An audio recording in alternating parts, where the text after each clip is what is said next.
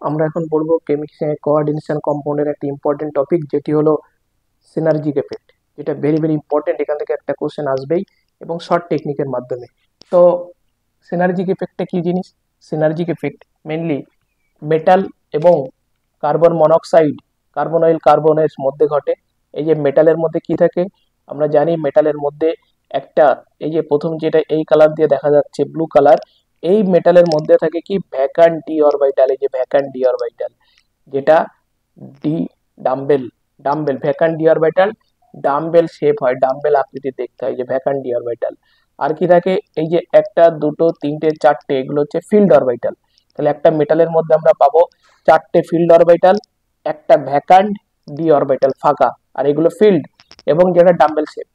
আর এইখানে যে CO carbon monoxide নিয়েছি, সেই কার্বন মনোক্সাইডের মধ্যে এই যে কার্বনাইল কার্বন, এই যে কার্বনাইল কার্বন, এই কার্বনাইল কার্বনের মধ্যে কি থাকে, আমাদের লোন পেয়ার থাকে।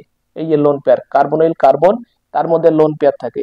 এই লোন পেয়ার আর এইদিকে কার্বনাইল কার্বনের লোন পেয়ার আর এই মেটালের ভ্যাকান্ট ডি অরবিটাল ফাঁকা, এদের মধ্যে কি হয়, এই কার্বনাইল কার্বন লোন পেয়ারটাকে ডোনেট করে কোথায়, মেটালের ভ্যাকান্ট ডি অরবিটালে। তাহলে এই যে কার্বন অয়েল কার্বন, সে তার লোন পেয়ারটাকে এই মেটালের ভ্যাকান্ট ডি অরবিটালে, কিন্তু তার ভ্যাকান্ট ডি অরবিটালে লোন পেয়ারটা ডোনেট করে। তার ফলে তৈরি হয় মেটাল কার্বন সিগমা বন্ড।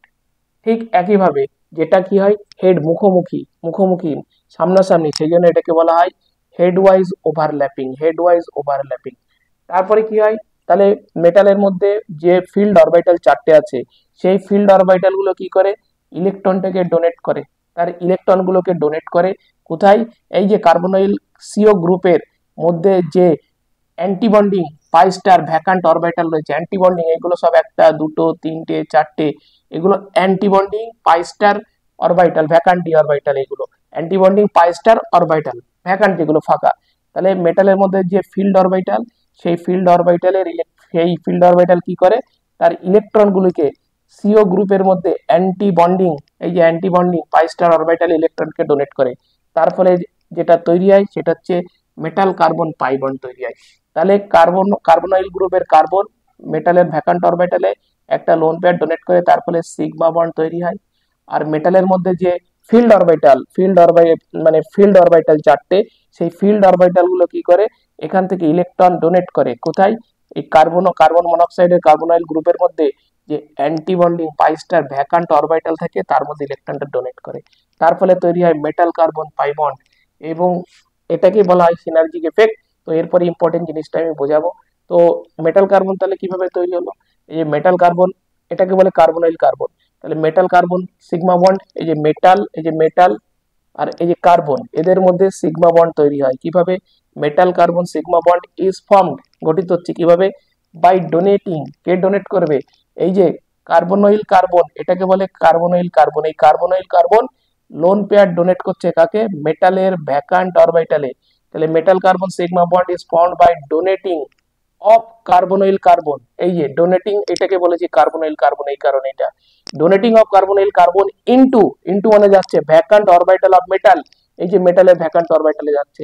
তাহলে কার্বনাইল কার্বন একটা লোন পেয়ার মেটালের ভ্যাকান্ট ডি অরবিটালে দিচ্ছে, তার জন্য তৈরি হচ্ছে মেটাল কার্বন সিগমা বন্ড, যেটা হচ্ছে হেড ওয়াইজ, হেড ওয়াইজ।